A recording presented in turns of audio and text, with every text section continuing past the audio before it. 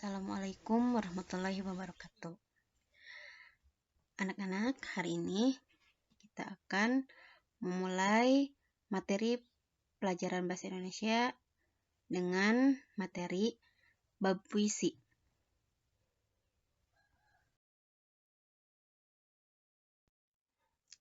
Oke, kita mulai dari pengertiannya dulu ya. Puisi itu apa sih?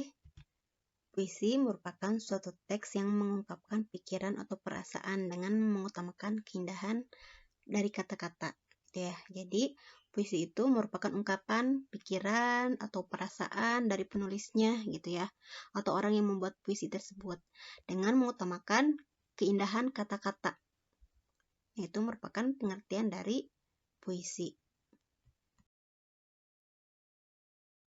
Oke, kemudian kita ke unsur-unsur puisi. Nah, unsur-unsur puisi ini diantaranya ada majas, ada kata konotasi, ada kata berlambang, dan ada pengimajinasian. Nah, nanti kita akan bahas satu-satu dari unsur-unsur puisi ini, gitu ya. Mulai dari majas, kata konotasi, kata berlambang, dan pengimajinasian.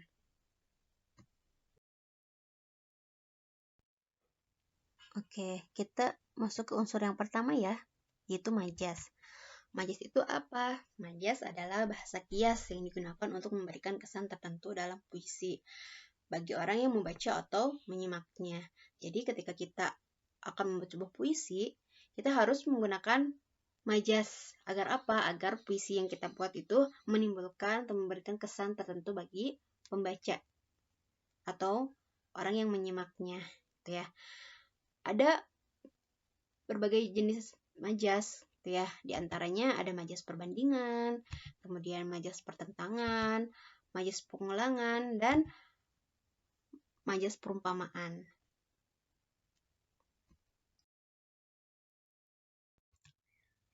Namun majas ini ada banyak jenisnya, gitu ya. Dari sekian banyak majas, hanya ada beberapa majas yang sering muncul gitu di dalam sebuah puisi biasanya gitu. Nah, di antaranya ada majas personifikasi dan juga majas paralelisme. Nah, kita akan bahas kedua majas ini.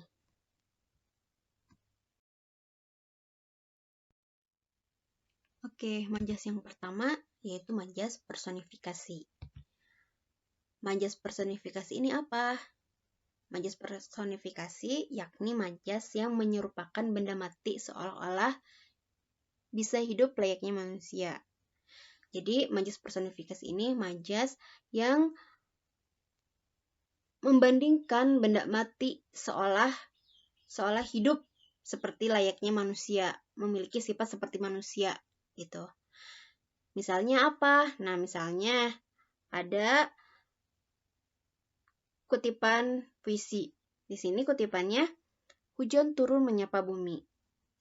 Nah, dalam kalimat tersebut, hujan yang benda mati seolah-olah bisa hidup seperti manusia dengan melakukan sapaan gitu. Jadi, di sini benda matinya apa? Benda matinya hujan gitu. Dibandingkan seolah-olah memiliki sifat seperti manusia.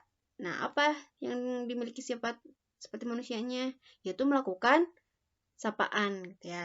Jadi, hujan turun menyapa bumi. Nah, itu contoh majas personifikasi. Kemudian ada contoh lainnya. Nah, di sini ombak saling kejar-kejaran ke tepi pantai. Nah, ombak di sini benda matinya. Nah, saling kejar-kejaran ke tepi pantai. Memiliki sifat seperti manusia gitu, melakukan kejar-kejaran gitu. Padahal kan sebenarnya tidak mungkin, gitu kan? Namun dibandingkan memiliki sifat seperti manusia. Kemudian yang kedua, langit menangis pagi ini. Kemudian matahari telah bangun dari peraduannya. Kemudian yang terakhir, angin berdesir membelai rambut. Nah, jadi di majas personifikasi ini, benda-benda mati itu dianggap seolah-olah bisa hidup layaknya manusia, memiliki sifat seperti manusia. Gitu. Nah, itu namanya majas personifikasi. Oke, selanjutnya majas paralelisme. Majas paralelisme itu adalah majas perulangan yang tersusun dalam baris berbeda, ya. Jadi majas yang diulang namun di baris yang berbeda, gitu ya. Ini contohnya. Dunia seperti tempat kita bermain. Dunia seperti panggung drama. Dunia seperti sekolah tempat kita belajar. Ingatlah, dunia itu sementara. Nah, di sini kata yang diulangnya itu kata dunia seperti. Nah, kemudian di baris kedua juga ada, di baris ketiga juga ada, gitu ya. Jadi ada kata-kata yang diulang, namun tersusun dalam baris yang berbeda, gitu ya. Nah, ini pembahasannya. Dalam puisi tersebut, majas paralelisme ditujukan oleh kalimat dunia seperti yang ada di bagian depan, gitu ya. Kemudian di baris kedua pun ada, di baris ketiga pun ada, gitu. Jadi majas paralelisme ini merupakan majas perulangan yang tersusun dalam baris yang berbeda, gitu ya.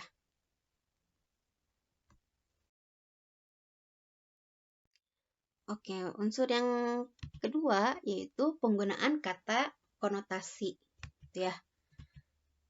Nah, kata konotasi itu apa? Kata konotasi merupakan kata yang bukan memiliki makna tidak sebenarnya.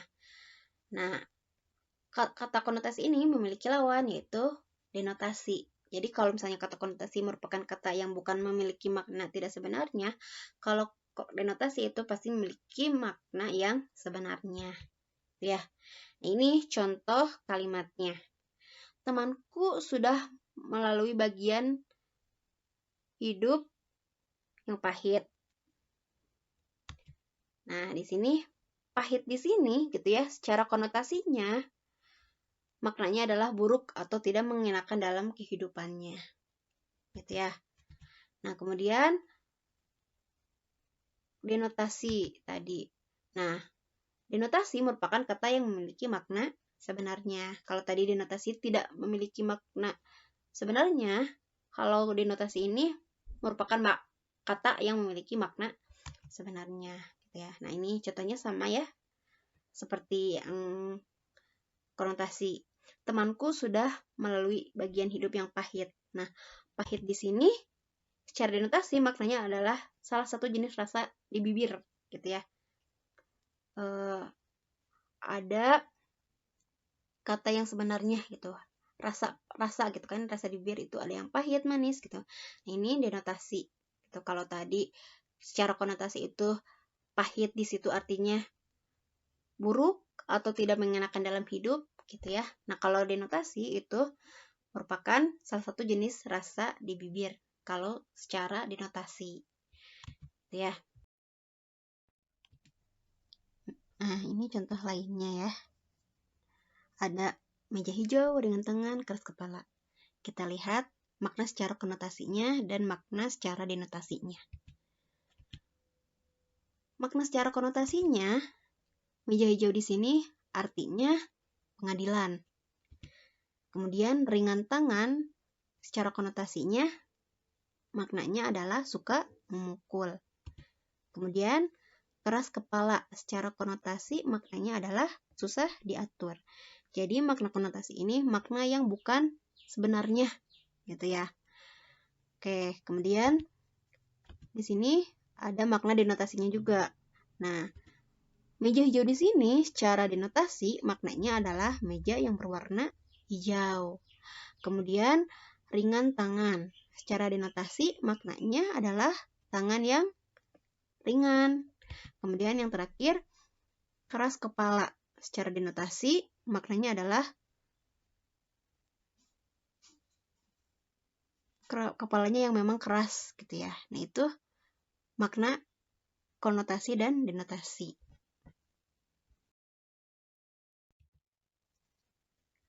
Unsur puisi yang selanjutnya yaitu kata berlambang.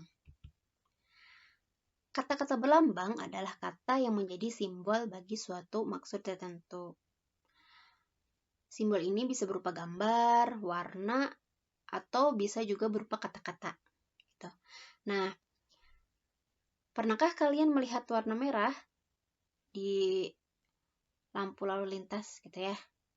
Nah, merah di situ memiliki arti atau memiliki makna gitu ya, yang artinya berhenti. Kemudian kalau misalnya warna kuning itu hati-hati atau peringatan. Kemudian warna hijau baru maju gitu ya. Nah, warna itu memiliki arti gitu. Nah, dalam puisi simbolnya bisa berupa kata-kata gitu ya. Misalnya dalam baris puisi berikut ini. Kau adalah bunga di tengah belukar. Di sini kata yang dilambangkannya yaitu bunga. Ya. Bunga dalam baris tersebut menjadi lambang bagi keindahan, kecantikan atau sesuatu yang menarik gitu. Kemudian kalau kalian lihat di buku itu ada di judulnya Puisi Hujan Bulan Juni. Yang digambarkannya itu atau yang dilambangkannya itu ada bunga juga gitu ya. Kemudian hujan. Nah, hujan di situ artinya bisa kesuburan gitu ya, kebaikan. Bunga itu keindahan, kecantikan gitu ya, atau sesuatu yang menarik gitu. Jadi ada kata yang dilambangkan gitu ya di dalam puisi.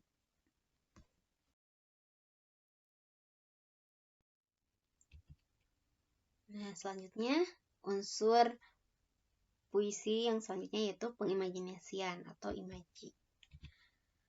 Imaji adalah kata atau susunan kata yang terdapat dalam puisi dan memicu munculnya hayalan atau imajinasi. Dengan demikian, orang yang membaca atau menyimaknya bisa seolah-olah merasa, mendengar, meraba, hingga merasakan apa yang sedang digambarkan di dalam puisi. Jadi, pengimajinasian ini bisa menimbulkan hayalan gitu bagi orang yang membacanya atau orang yang menyimaknya. Ada 3 jenis imaji gitu ya.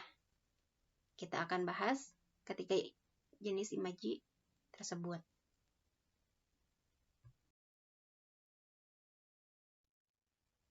Nah, ada 3 jenis imaji gitu ya. Di antaranya ada imaji visual, ada imaji auditif, dan imajinasi taktil. Nah, imajinasi visual ini seolah-olah orang yang membaca atau menyimak puisi kita itu bisa melihat. Kalau imaji auditif, orang yang membaca atau menyimaknya bisa seolah-olah mendengar. Kemudian yang terakhir yaitu imaji taktil. Nah, orang yang membaca atau menyimaknya bisa seolah-olah menyentuh atau meraba. Nah, itu 3 jenis imaji di dalam puisi.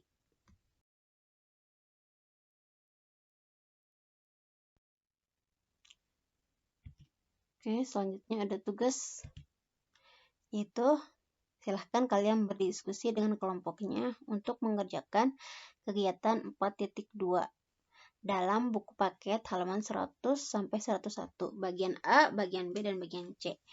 Dikerjakan di buku catatan masing-masing dan dikumpulkan. Nanti akan Ibu nilai. Jadi jika kalian tidak mengumpulkan, kalian tidak punya nilai. Jadi silahkan dikerjakan, kemudian puisinya juga ditulis. Kegiatan 4.2. Silahkan bisa berdiskusi dengan teman kelompoknya, tetapi tetap mengerjakannya masing-masing di dalam buku catatan masing-masing dan dikumpulkan. Akan Ibu nilai, nanti jika kalian tidak mengumpulkan, kalian tidak mempunyai nilai.